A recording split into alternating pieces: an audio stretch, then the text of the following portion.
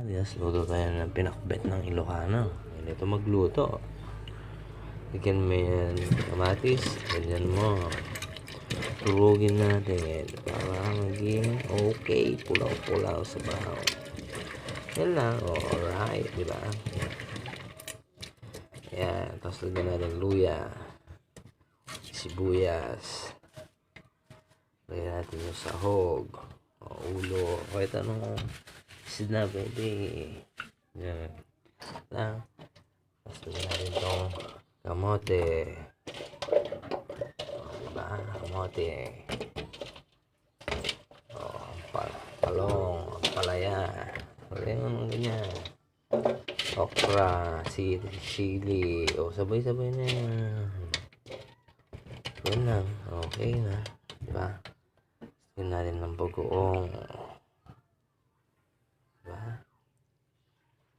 Yan. Salang na natin. Tapos pag malapit na maluto, lagyan mo ng mantika. Alright. Ganyan lang. Thank you for watching. Lagyan sa bahaw.